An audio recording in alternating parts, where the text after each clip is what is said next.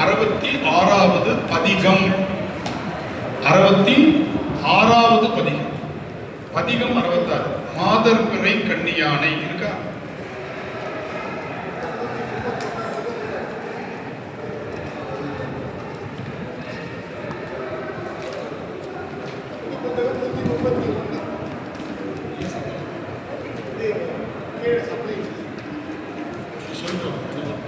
மெதுவா சொல்லிட்டோம். நம்ம சாப்பிட போறது இல்லை, அதனால பயப்படாம சொல்லிட்டு வரலாம். இல்லைன்னா சப்ளையர் எப்படி கவனிப்பான்ற பயம். இப்ப நம்ம அங்க சாப்பிட போறது இல்லை. சரி, இப்ப 66வது பதிகம். பக்கம் முன்ன பின்ன இருக்கலாம். பழைய புக்கில் ஒரு பக்கம், புது புக்கில் ஒரு பக்கம் இருக்கலாம். மாதர் பிறை கன்னியானை எடுத்துட்டீங்களா? இப்ப இதை நான் உங்களுக்கு இந்த டீ பிரேக் வரையும் ஒரு சின்ன முன்னுரை சொல்லலாம். டீ பிரேக்கு அப்புறம் தான் இந்த பதிகத்தை நம்ம நடத்துறோம். சரியா? இன்னைக்கு 8:30 வரையும் வகுப்பு. 6:30க்கு தொடங்கியிருக்கோம். 8:30 வரையும் வகுப்பு.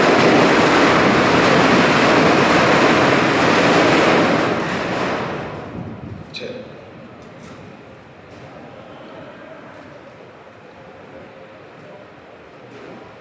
திருநாவுக்கரசர் கைலாய காட்சி கண்டு அருளிய திருப்பதி.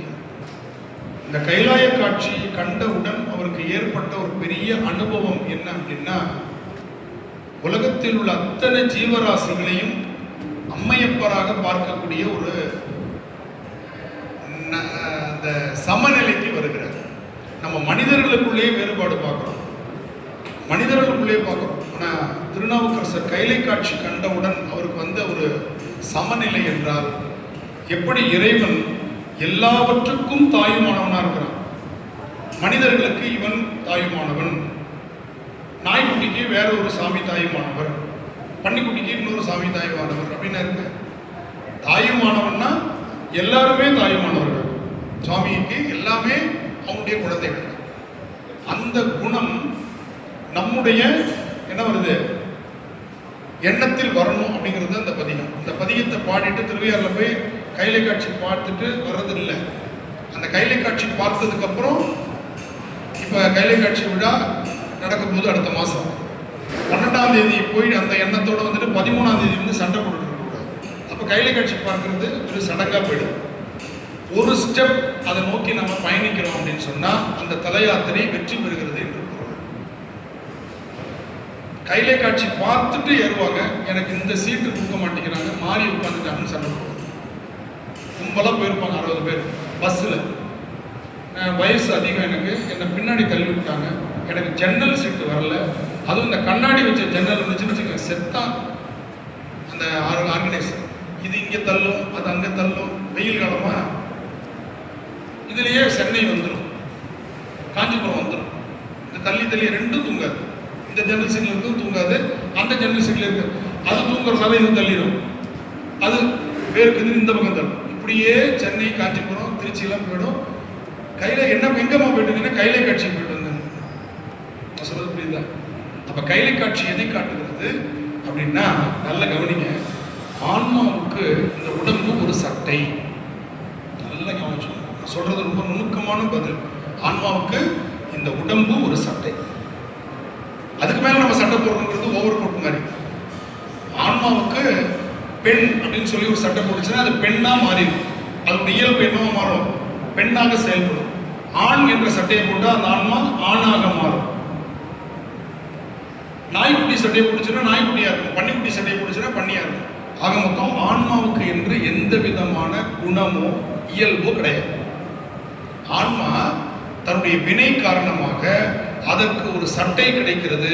சட்டையினுடைய குணத்தை ஆன்மா பெறும். அது எப்படி சார் சட்டையோட குணத்தை ஆன்மா பெறும் அப்படின்னா, ஒரு எளிமையான உதாரணம். இப்போ இந்த ஆன்மா சட்டையெல்லாம் விட்டுருங்க. இப்போ நம்ம வீட்டில் இருக்கும் பொழுது ஒரு அழுக்கு நைட்டி போட்டுருக்கோமா இல்லையா? உண்மையை சொல்றோம், அழுக்கு நைட்டி போட்டு ஒரு அழுக்கு வேஷ்டி கட்டிக்கணும். இப்போ அழுக்கு வேஷ்டி கட்டிக்கிட்டு அழுக்கு நைட்டி போட்டுட்டு சமைக்கும் போது அப்படி எடுத்து மாவள்ளி போட்டுட்டு நைட்டியில் துடைச்சிக்கணுமா? ஏன்னா அது அழுக்கு நைட்டி தானே. அடுத்தது தண்ணியை திறந்துடுவோம், தண்ணி மேலே சிந்திருச்சு, துடைச்சிக்கணும். வேட்டி எடுத்து மூஞ்ச துடைப்போம், கையை துடைப்போம், பார்த்துருப்போம், எல்லாம் பண்ணியிருக்கோம். அதே ஆளு தான் வீட்டு மனுஷன் கல்யாணத்துக்கு கிளம்புது. தான் வீட்டு மனுஷன் நல்லா ஞாபகம், மாமியார் வீட்டு மனுஷன் கல்யாணத்துக்கு, தன்னுடைய தம்பி கல்யாணத்துக்கு கிளம்புதுன்னு வச்சு பட்டுப்புடவை கட்டிக்கும். அதே ஆள் தான் பட்டுப்புடவை கட்டிக்கும். போய் கல்யாண மண்டபத்தில் உட்காருங்க அப்படின்னு சொன்னால் உட்காராது. ஏன்னா சேர் அழுக்கா இருக்கு. அதே ஆள் தானே. ஏன்? பட்டுப்புடவை அந்த ஆன்மாவை தன்னுடைய இயல்புக்கு இழுப்பது போல இந்த உடம்பு எந்த ஆன்மாவை சார்ந்து இருக்கிறதோ ஆன்மா அந்த உடம்புக்கு மாறிடும். நீ நைட்டி கட்டி இருக்கும் போது நீ கவலைப்படல, பட்டுப்புடவை கட்டணும்னே கவலைப்படணும்ல உட்கார்றதுக்கு. ஐயா வாங்கய்யா உட்காருங்கய்யா அப்படின்னு நம்ம அவசரப்பட்டு உட்காந்துக்கூடாது. நம்ம உட்காந்து தொடச்சி கொடுத்து அது உட்கார்றதுக்காக சொல்லுது. கவனமா இருக்கணும். ஐயா வந்திருக்காரு உட்காருங்கய்யா அப்படின்னா, ஏன்னா 2-3 வேஷ்டி எனக்கு போயிடுச்சு. இந்த மாதிரி உட்காந்து நான் நவந்து போனா அந்த அம்மா உட்காந்துருக்கு. நம்மளை துடைக்கிறதுக்கு ஒரு கௌரவமா ஐயா உட்காருங்கன்னு சொல்லியிருக்கு போல இருக்கு. அப்புறம் 2 வாட்டி 3 வாட்டி ஏமாந்ததுக்கு அப்புறம் தான் தெரியுது நான் எல்லாரையும் நம்பிடுவேன். நம்ம உண்மையிலே உட்கார சொல்றாங்க போல இருக்கு. அப்ப புரியுதா? ஆன்மா இந்த சாதாரணமாக இந்த சட்டைக்கே மாறும் பொழுது இந்த ஆன்மாவுடையே பிறந்த இந்த சட்டைக்கு அது ஏன் மாறாது? சும்மா 1 மணி நேரம் 2 மணி நேரம் கட்டி தூக்கி போட போறோம் பட்டு புடவையை. அதுக்கப்புறம் இனிமேல் எப்போ கட்ட போறோம்? அதுக்கே நம்ம என்ன பண்றோம்? மாறிக்கிறோம் இல்லையா? வேஷ்டியில கரைப்படுது, அழுக்கு வேஷ்டியில கவலையப்பட மாட்டோம். பட்டு வேஷ்டியில ஒரு மூலையில் ஒரு கரை பட்டுச்சுன்னா உடனே கொண்டு போய் என்ன பண்றோம்? அதை கசக்கிறோம். கசக்கிறோமா இல்லையா? வீட்டில் புடி துணின்னு ஒன்று வச்சிருப்போம். அதை இன்னைக்கு டெய்லி கசக்கி பார்த்துருக்கீங்களா யாராச்சும்? என்னைக்காவது ஒரு நாள் போர் அடிச்சது அப்படின்னா இழுத்து போட்டு அடிக்கிறதுக்கு யாரும் வீட்டில் இல்லைன்னா அதை போட்டு கும்மி துவச்சி காய போடும். பார்த்துருக்கீங்களா இல்லையா? பிள்ளையார் கோவில் துணியும் புது துணியும் என்னைக்கு துவைக்கப்படும் என்று பிள்ளையாருக்கும் தெரியாது, துணிக்கும் தெரியாது. பிள்ளையார் கோவில் துணி பார்த்துருக்கீங்களா? கோவிலில் அவர் பாவங்க, அவர் உண்மையிலே ஸ்லிம்மா ஜம்முன்னு இருக்கிற ஒரு பிள்ளையார். அவருக்கு ஸ்னக்கி கட்டி விடுற மாதிரி துணியை போட்டு ஒட்டி விட்டுருவார். அவர் அந்த எண்ணெய் பிசுக்கிலே ஒட்டிட்டு நிற்கிது. ஸ்னக்கி கட்டின பிள்ளை மாதிரி இருக்கிற பிள்ளையார். நீங்கள் பாருங்களேன் பிள்ளையார் எல்லாருக்கும் அந்த எண்ணெய் பிசுக்கில் அந்த துணி கப்புன்னு பிடிச்சிக்கிது. திருப்பி பிச்சு எடுத்துட்டு அபிஷேகம் மட்டும் ஒட்டி விட்டு வந்துடும். ஏதாவது சங்கடகர சதுர்த்தி, விநாயகர் சதுர்த்தி வந்தால் ஒரு 50 துணி அவருக்கு கிடைக்கும். மற்ற நாள்லாம் ஸ்னக்கி தான் பிள்ளையார். அவரை சுரண்டு நிற்கினா பிள்ளையார் எவ்வளோ ஒல்லியா ஸ்லிம்மா அழகாக முருகன் மாதிரி இருக்காருன்னு அப்போ தான் தெரியும். அவருக்கு மேலே படப்படையா படப்படையா படப்படையா அந்த எண்ணெய் பிசுக்கும்போது பிள்ளையார் உணவு தண்டியாக இருக்கிற மாதிரி நமக்கு தெரியும். அது மாதிரி நம்ம வீட்டு புடுதுணி. அப்போ புடுதுணியாக இருக்குது, அதை நம்ம பற்றி கவலைப்படுறதில்ல. ஆனால் நல்ல துணி மீது ஒரு சிறு கரை பட்டால் கூட நாம் உடனே கசக்குகிறோம். காரணம், அந்த துணி நம்முடைய மதிப்பை காட்டுவதாக நாம் எண்ணுகிறோம். அதுபோல இந்த உடம்பு ஆணாக இருக்கும் பொழுது அது பெண்ணாக செயல்பட முடியாது, பெண்ணாக இருக்கும் பொழுது ஆணாக செயல்பட முடியாது. ஒரு அழகா ஒரு பழமொழி சொல்லுவாங்க, அவன் மாதிரி இருக்கிறவன் என்ன மாதிரி இருந்து பாருப்ப தெரியும். யாரும் யார் மாதிரி இருந்து பார்க்க முடியாது. அது அவரவர் வினை வழி அவரவர் அனுபவம். திருமந்திரம் சொல்லுது. என்னால அந்த அம்மா அனுபவிக்கிறத அனுபவிக்க முடியாது, நான் அனுபவிக்கிறத இந்த பையன் அனுபவிக்க முடியாது. அவ்வளவுதான். அவரவர் வினை வழி அவரவர் அனுபவம். நாம இன்னொருத்தனை பார்த்து அது மாதிரி நான் இல்லையே நினைக்கவே நினைக்காத. மீன் பறக்க ஆசைப்படுவது இல்லை. தெளிவா புரிஞ்சுக்கோங்க. மீன் பறக்க ஆசைப்படுவதில்லை, தன்னால் நீந்த முடிகிறது என்பதில் மீன் ஒரு பெருமிதம் கொள்வது போல. பறவை தண்ணீரில் நீந்த முடிவதில்லை, தன்னால் பறக்க முடிகிறது என்பதை அது பெருமிதம் கொள்வது போல நீயாக இருப்பதில் பெருமிதம் கொள். அவன் அப்படி இல்லையே, இவன் இப்படி இல்லையே நினைக்காத. எல்லாம் ஒண்ணுதான். அவர்கள் சரியில்லையே இவர்கள் சரியில்லையே நினைக்காத. நீ சரியா இருந்துரு, உனக்கு பிரச்சனையே கிடையாது. நீ சரியா இருந்துரு, பிரச்சனையே கிடையாது. அப்ப சமநிலை அப்படிங்கிறது பார்க்கின்ற அத்தனை ஆன்மாக்களையும் அம்மையப்பராக பார்க்கிற ஒரு நிலை. எண்ணத்தால் இருக்கும். அப்படி புரியுதா? யானை 2 யானை வருது, ஆண் யானை பெண் யானை. உடனே அம்மையப்பர்னு வணங்கினாராம். கையில காட்சியை பார்த்த அப்பர் அம்மையப்பரை வணங்குறார். இதுதான் காட்டு விலங்கில் தொடங்கி வீட்டு விலங்கில் நிறைவு செய்திருப்பார். முதல்ல காட்டு விலங்கு யானை, அடுத்து வீட்டு விலங்கு பசுவும் காளையும் வருகிறது, எருது.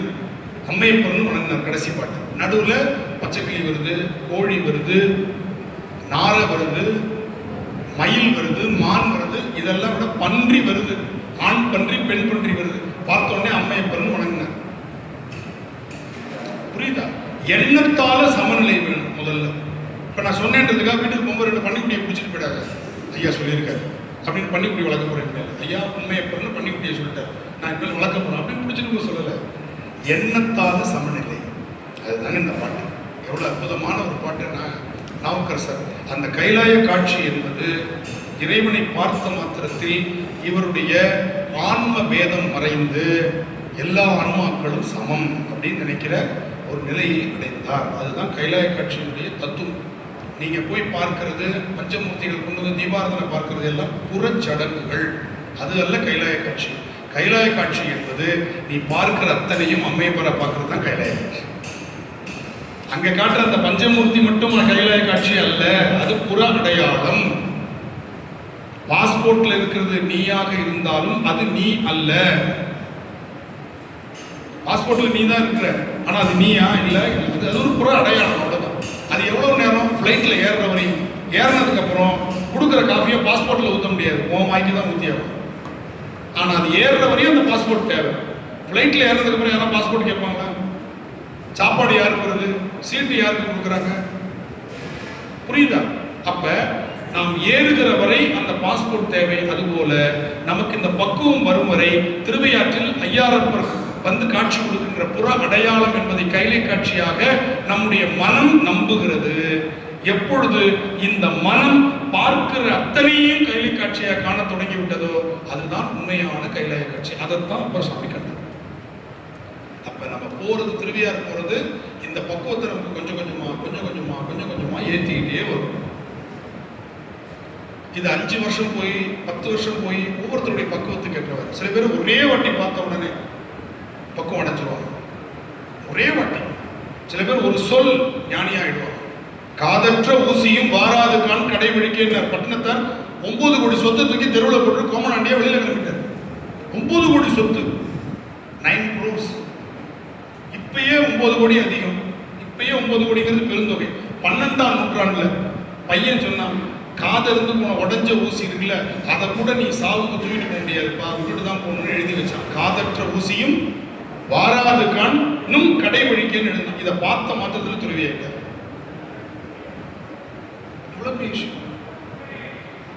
இது மாதிரி துறவு பக்குவப்பட்ட ஆன்மாக்களுக்கு வரும். நமக்கு கொஞ்சம் கொஞ்சமா வரும். வருவதற்கு நாம் அத்தனை ஜீவராசிகள் மீதும் அன்பு கொள்ள வேண்டும். புரியுதா? ஒரு காகம் அடிபட்டு கிடக்கு, அதை பார்த்தோன்னே மனசு துடிக்குது. அந்த காகத்தை கொண்டு போய் நம்ம அதை வந்து என்ன பண்றோம், சிகிச்சை கொடுக்குறோம். ஒரு குருவி அடிபட்டு இருக்கு, அது சிகிச்சை கொடுக்குறோம். கிளி அடிபட்டு இருக்கு, சிகிச்சை கொடுக்குறோம். ஒரு ஆடு அடிபட்டு இருக்கு, பிரியாணிக்கு கொடுக்குறோம்.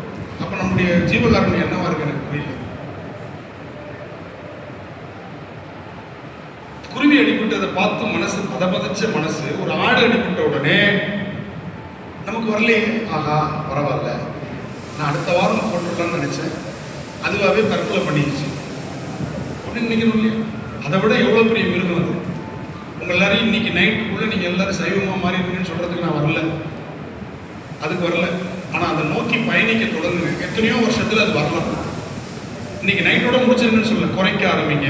ஒரு கட்டத்தில் உங்களுக்கு அது திகட்ட ஆரம்பிக்கும் பொழுது வெளியில் வந்துடும். திகட்ட ஆரம்பிக்கணும், திடீர்னு நிறுத்தக்கூடாது. எதையுமே நிறுத்தினா என்ன ஆகிடும், நமக்கு சாப்பிட்றவங்கள பார்த்தா போகிறாங்க. ஒரு கல்யாணத்தில் நடந்துச்சு. ஒரு கல்யாணத்துக்கு என்னை கூப்பிட்டுருந்தாங்க, அந்த கல்யாணத்துக்கு நான் போயிருந்தேன். இப்போ கல்யாணத்துலேயும் கறி விருந்து போட ஆரம்பிச்சிட்டான். 50 டேபிள் கல்யாணத்தில் கறி விருந்து, 2 டேபிள் சைவத்துக்கு. அவ்வளோதான் நான் சைவம். 2 டேபிள் போட்டிருந்தோம். அதுலேயும் ஒருத்தனும் காணும். ஒரே ஒரு ஆள் வருந்தான், ஏன்னா அவன் பக்கத்தில் உட்காந்து பரவாயில்ல, நமக்கு ஒருத்தன் கம்பெனி கிடைச்சான் உட்காரியான்னு சொல்லி அவனுக்கு போட்ட போது அழுதுகிட்டே சாப்பிட்டான். ரொம்ப வருத்தம். ஏன்டா அழுது? டாக்டர் என்ன ஒரு மாதம் கறி சாப்பிட விடாதுன்னு சொல்லிட்டாங்க. அதை பாவி, அதுக்காக சைவமாக மாறினான்டா நீ. அவன் சாப்பிட்றத பார்த்து, வெட்டி வீசுறதை பார்த்து இவனுக்கு அழுகழுகையா வருது. கோபத்தில் பக்கத்தில் இருக்க பேப்பரை பிணையிறான், சோறு விட்டுட்டு. டே அது பேப்பர் இங்கே இருக்குடா சோறு, நீ தின்னு முடி அப்படின்னு நான் கிளம்பி வந்துட்டேன். நடந்த விஷயம். இப்ப கட்டாயத்தின் பேரில் கத்தி முனையில் உங்களை சைவர்களாக ஆக்க முடியாது. கருத்தால் மாற வேண்டும். மிரட்டியெல்லாம் பொண்டாட்டி மிரட்டி புருஷன் மிரட்டியெல்லாம் மாற முடியாது. தவிர கறி சாப்பிட்டு தொலைச்சிக்கணும் அப்படின்னா வெளியில் போய் சாப்பிடுவாங்க. அப்படி மாற்றக்கூடாது. இயல்பாக வரணும், அவங்களுக்கு வரணும், அவங்களுக்கு தோன்றணும். ஒரு குருவி அடிபட்ட போது மனசு பதச்சதே, எவனோ ஒருத்த வெட்டி கொடுக்குறான்னு நம்ம சாப்பிட்றோமே, அப்போ அதுவும் அப்படி தானே துடிச்சிருக்கும். இப்போ நாமெல்லாம் இறந்து போனால் சுடுகாடு இருக்குது, நாமெல்லாம் இறந்து போனால் ஒரு சுடுகாடு இருக்குது அல்லது இடுகாடு இருக்குது. இப்போ எங்கேயாச்சு ஆடு இங்கே அருமையாக எரித்து புதைத்து தரப்படும் அப்படின்னு ஆட்டு மயானம் பார்த்துருக்கீங்களா? கோழி மயானம், மீன் சுடுகாடு, இங்கே குறைந்த செலவில் மீன் எரித்து சாம்பலாக்கி சாம்பல் சோப்பு பாத்திரத்தில் தரப்படும், அணுகுக அப்படின்னு எங்கேயா நம்பர் போட்டிருக்காங்களா? ஏன் இல்லை? அதுங்களுக்கு சுடுகாடு எங்கே இருக்குன்னா சாப்பிட்றவங்க வயிறு தான். நீ எழுதி போட்டுக்கலாம் நம்பரோட, கான்டாக்ட் மீ. அதுக்கு சுடுகாடு எங்கே இருக்குது? சாப்பிட்றவங்க வயிற்றுல தான் அதோடைய சுடுகாடு. இப்போ பாருங்க, நம்ம எப்பேற்பட்ட வயிறு, இந்த வயிறை ஆடு கோழி சாப்பிட்ற அந்த மிருகங்களுடைய சுடுகாடாக இந்த வயிறை மாற்றுகிறது. அதனால இனிமேல் இது என்னது, இங்கே நல்ல விதமாக இறுதிச் சடங்குகள் ஆடு கோழி நாய் பன்றி உடம்பு ஓணம் அட்டை இவற்றுக்கு நடத்தி தரப்படும். குறைந்த செலவு நிறைந்த சேவை. ஒண்ணுமே இல்லையா? கிண்டல் பண்ணலாம். சொல்லுங்க, நல்ல கேள்வி. நம்ம 6 இயருக்கு அப்புறம் இது ஓகே. ஆனால் நம்ம கல் தோன்றி மண் தோன்றி முன்னாடி நம்ம காட்டில் வரும்போது நம்மளும் இயற்கை தானே. ஒரு யானை இயற்கைனா நம்மளும் இயற்கை தான். நம்ம 6 இயற்கைனால தான் இப்போ நம்ம டிஸ்போர்ட்டாக வந்துடலாம்.